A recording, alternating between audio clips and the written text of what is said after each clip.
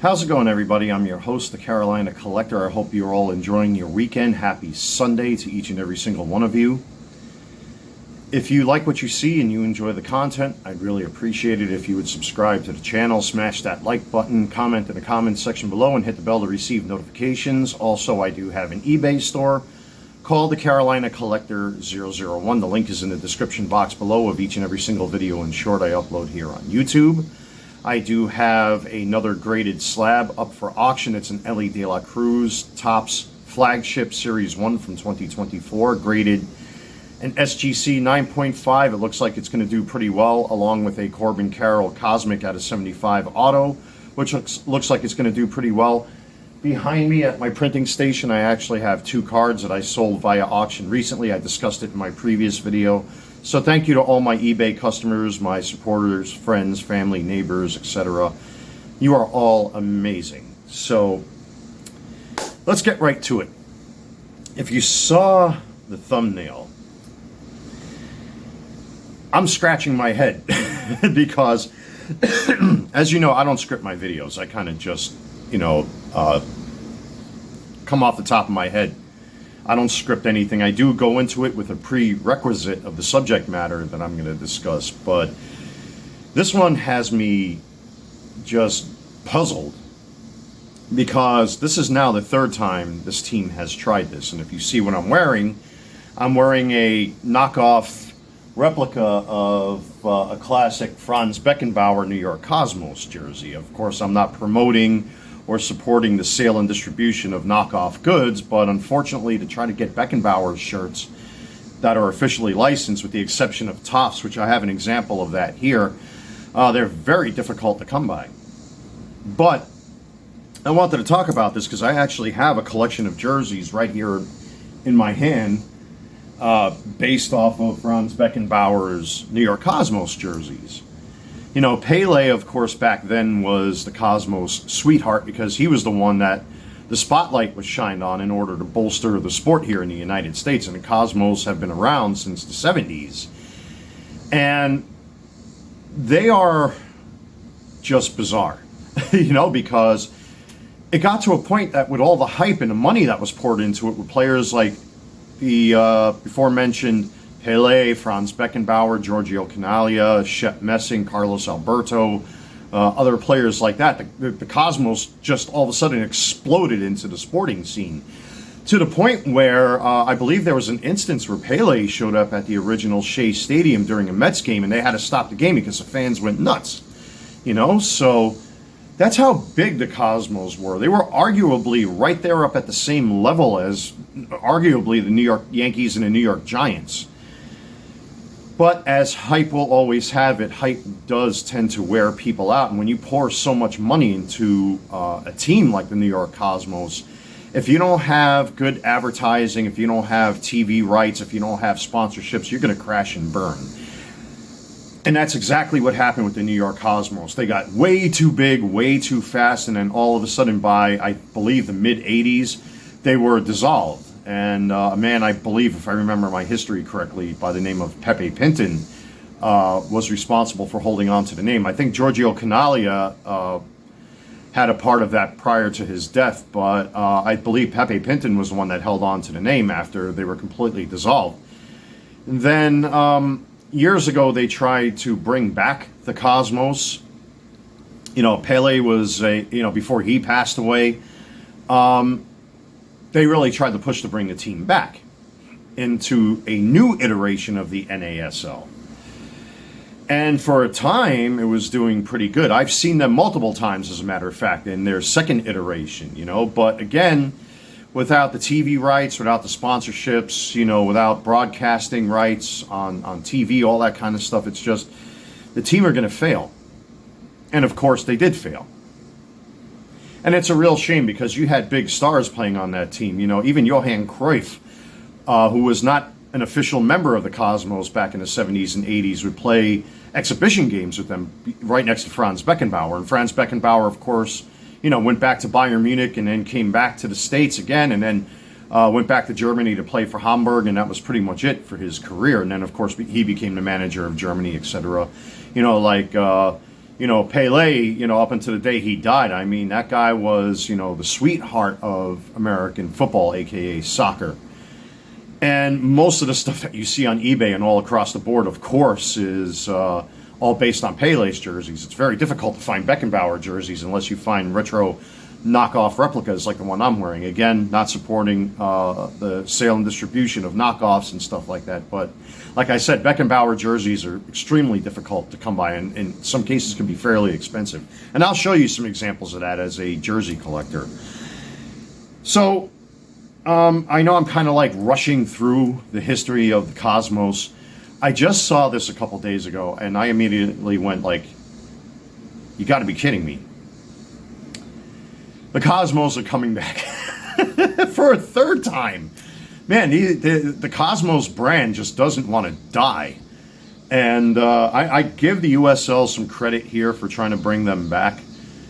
But you have to laugh. Like the Cosmos, when they were in their second iteration, had a chance to end up playing in Major League Soccer, but because they weren't willing to sacrifice their jersey sponsorships and all that other kind of stuff, they ended up becoming a financial failure again. So I don't understand how they are able to do this yet for a third time. I mean, it's bizarre. I mean, as a soccer fan and as a general sports fan, I appreciate their effort, but geez, I mean, really. So let me just show you a couple of the Cosmos kits that I have. Some of these you may have seen on camera already. This is an Adidas retro Beckenbauer jersey. Now, this was not a Cosmos jersey. It has the Adidas trefoil underneath this badge. You might not be able to see it because it's actually heat transferred. I actually had this professionally stitched on because I wanted this to look like the actual Beckenbauer jersey that he would have used on the pitch. But I'm very happy to have this, and they're extremely difficult to find these days. And this one's in a 2XL, I believe. Excuse me. Yes, it is. But it fits like an extra large. So I wear this jersey sometimes. Then we have a Topps, which is an officially licensed jersey. And of course, I had it customized with Beckenbauer with the dark green number 6. They had a lot of variants of this jersey and a lot of variants of the number. The fonts are pretty typical for Beckenbauer, but the numbers did vary. Sometimes they had the numbers on the jerseys, on the chest. Sometimes they didn't. Excuse me. You got to bear with me. It's very humid outside today. And I got the front door open and a fan over my head. This is yet another Beckenbauer jersey, which is a little bit more accurate to what he wore on the pitch. I did have the away jersey version of this. It was very bright blue. But that jersey, unfortunately, wore itself out, and it just became unwearable because the colors didn't remain within the kit. And I don't really wear this one that often. You can actually see some of the color fading on the numbers here and on the fonts, but still very happy to have this in my collection. I do wear this on very rare occasions. Again, that's a jersey manufactured by Topps. Now, this is the away version of this jersey. This comes from the same make and model that they were really famous for. This is a eBay knockoff replica, again, not promoting the use, sale, or distribution of knockoff items or anything like that. But again, Beckenbauer jerseys, like those Topps jerseys, can be very expensive. So, I wanted the away jersey. So their jerseys were very bizarre back in the 70s and 80s. Of course, they've got the 70s style collars on them. And in their second iteration of the Cosmos, this is an officially licensed jersey by a company called Tailgate. Now, mind you, I've lost a lot of weight. I've lost anywhere between 70 to 80 pounds. I'm floating around 195 to 200 these days. And this is a size 2XL, and this is a true to size 2XL. It's not like the other jerseys there where, like, the Topps jerseys are 100% cotton. So in order to fit me, I have to buy 3XL, and then after a couple washes, pardon me, they shrink down. And they shrink down quite a bit, down to almost an XL, 2XL. But this one is a true 2XL Beckenbauer jersey. And again, this was sold while they had their second iteration playing out in the field, which is bizarre. which, by the way, I will be listing this on eBay. It's just too big on me, and it doesn't really pay to have it sitting there taking up space. So if you're a larger fella, keep an eye out for that jersey. I will be listing it on eBay today sometime. But again, it's just a very bizarre situation. Like, they've tried this now 3 times, and whether or not the Cosmos will survive this third iteration in the USL, that remains to be seen.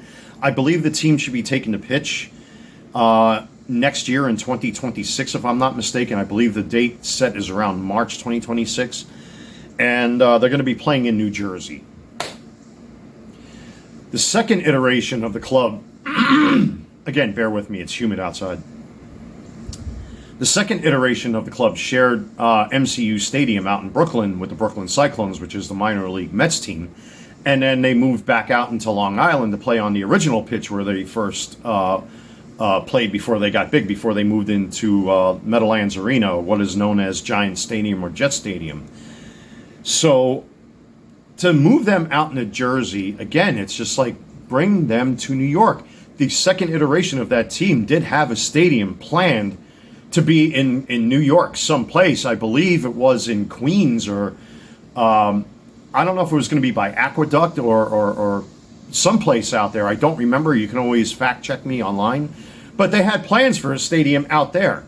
I mean, right now, and even recently by Citi Field, when I was up in New York for my father's funeral, I didn't realize that all of those, junk car shops and automotive parts shops and all of those mom and pop shops that were out there by Citi Field, they finally cleared out all of that stuff. And now they're going to be building hotels and stores, et cetera, et cetera. I don't know how those people are going to deal with it, with the stink of the sulfur coming off of the bay right there. But with that being said, they could have built the stadium right next door to Citi Field or something like that, or out in Flushing Meadow Park. So I don't know why they're doing a New York Giants and building it out in New Jersey. Like the New York Red Bulls, they play out there. NYCFC plays in Yankee Stadium. So I just don't get the logic behind anything that has to do with the Cosmos. They've been such a confusing team since the 70s. Again, they were the darlings of American soccer. And what sucks is that the owner of Warner Communications, I forgot what his name is, who started the whole Cosmos brand, who was responsible for Atari, et cetera, or at least trying to get Atari to be as big as it was until the game crash happened, didn't get a chance to see the Cosmos really succeed, or U.S. soccer succeed, when we hosted the World Cup here. I believe it was in 1994. Now look again what we're doing with Canada and Mexico next year in 2026. And it's just so bizarre how American soccer works. If we had true relegation and promotion, that may make a huge difference here in this country. But of course, everything's about spoiled college brats, coming right out of college playing, in MLS. And there's no accountability, no responsibility. These teams can keep bleeding money. That's what caused the Cosmos to fail in the first place, because they keep bleeding money. There's no accountability here with relegation and promotion, and I am a proponent of relegation and promotion with the Major League Soccer setup that they have. And in my opinion, they have way too many teams. I don't know how the MLS is surviving at this point, but they are. I know they got salary caps and all that kind of stuff, and the Cosmos are pretty much responsible for that, in my opinion, allegedly. But it's just bizarre. It's really bizarre. As a jersey collector, again, forgive me, excuse me. As a jersey collector and a general sports fan, I get stopped quite a bit when people see my Beckenbauer jerseys. Where'd you get that thing from? Blah, blah, blah, blah, blah. And then I'll get into random conversations with people out in the street who are fans of the sport and who grew up watching the Cosmos on TV when and if you were able to see them. Or, of course, if they've seen them, either playing, in Beckenbauer's case, playing for Bayern Munich or Hamburg or the Cosmos, and get to these conversations.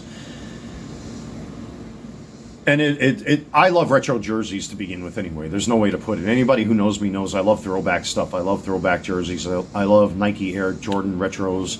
I love that old school look. There's just a simple charm about it because there's no advertising feces smeared across the jerseys. Like even the New York Yankees now have that star patch on their sleeve. Like the New York Mets have that New York Presbyterian patch on their sleeves. Basketball's doing it now. It's because the money is too great.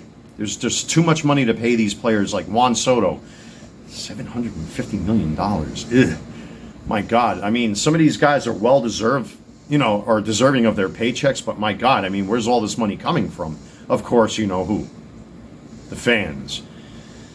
And then, of course, advertising, sponsorships, and all of that crap, and it dilutes the look and feel of the jerseys. The Yankees are always a classic team. You'll never see a City Connect Yankees jersey, unfortunately. Like the Mets got 9 different jerseys over the past several years. It's just the Yankees are a club of tradition. I mean, well, now, their management is allowing them to wear beards and mustaches so long as they're not unkempt. But anyway, I'm kind of rambling on here. So just to sum all this up, it's just a very bizarre situation. I found it interesting as a sports fan, as a jersey collector, and as a fan of the sport. How will they do? That remains to be seen. I think that they should move the Cosmos into New York where they belong, just like New York Red Bull. NYCFC plays in Yankee Stadium. I don't know why these two teams, just like the Giants, for example. I know the Meadowlands is, 10 years old or something like that, at least the latest iteration of Meadowlands Arena. But the Jets and Giants deserve to be in New York City. They're called the New York Giants for a reason. But with all that being said, it's just the whole situation is just absolutely bizarre and upside down. I don't get it. I mean, yeah, I'm happy they're coming back, but, it just remains to be seen what's going to happen with this now third, revival of the team. My goodness. Well, technically second revival, third iteration, if you understand what I'm saying. It's just yikes. I don't know what to make of it, ladies and gentlemen. I mean, I'm still going to wear my Beckenbauer stuff proudly. I'm going to wear my Cosmos gear proudly, but it's just a very, very odd thing if you're a sports fan, or a jersey collector. Anyway, that's it for this video, everybody. Don't forget to like, comment, subscribe, smash that bell to receive notifications. Also, check out my eBay store, the Carolina Collector 001. And I will be listing that 2XL New York Cosmos Beckenbauer jersey. It's just too big on me. I lost way too much weight, and I really don't want to get into this subject, but trust me, losing weight is good for you. Your body will appreciate it, your heart will appreciate it, your joints and your bones and your muscles will appreciate it. And plus it keeps you looking and feeling young as well. So don't be a fatty chum chum. Take care. God bless. Stay safe. I'm your host, the Carolina Collector, and I will see you all very soon.